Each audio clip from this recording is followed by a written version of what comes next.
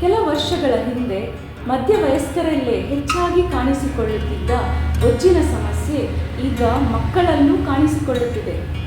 ಮಕ್ಕಳು ಗುಂಡಗೆ ದಪ್ಪಗೆ ಇದ್ದರೆ ಚಂದ ಅಲ್ವಾ, ಅದರಿಂದ ಏನು ಸಮಸ್ಯೆ ಅಂತ ನೀವು ಹೇಳ್ಬೋದು.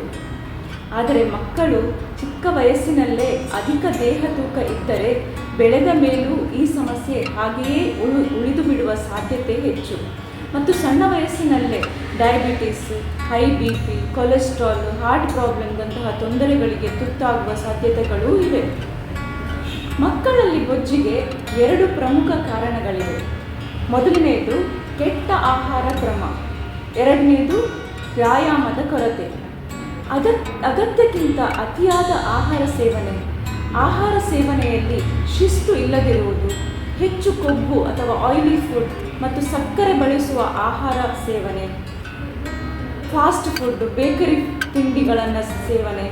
ಈಗಿನ ಕಾಲದಲ್ಲಿ ಏನಾಗ್ತದೆ ಅಂದರೆ ತಿನ್ನುವ ಆಹಾರದ ಪ್ರಮಾಣ ಅಂದರೆ ಕ್ವಾಂಟಿಟಿ ಮತ್ತು ಗುಣಮಟ್ಟ ಕ್ವಾಲಿಟಿ ಹೆಚ್ಚಾಗಿದೆ, ಆದರೆ ಅದಕ್ಕೆ ತಕ್ಕಂತೆ ದೈಹಿಕ ಚಟುವಟಿಕೆಗಳು ಪೂರ್ತಿಯಾಗಿ ಕಡಿಮೆಯಾಗಿದೆ.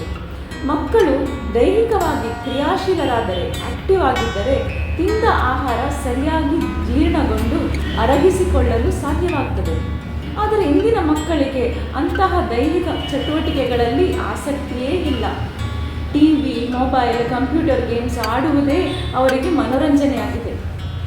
ಹೀಗೆ ವ್ಯಾಯಾಮದ ಕೊರತೆಯಿಂದ ಬೊಜ್ಜು ಬರುವ ಸಾಧ್ಯತೆ ಹೆಚ್ಚು. ಬೊಜ್ಜಿಗೆ ಕಾರಣ ಏನೆಂಬುದು ತಿಳಿದ ಮೇಲೆ ಅದಕ್ಕೆ ಪರಿಹಾರವೂ ತಿಳಿದಂತೆ ಅಲ್ಲವೇ?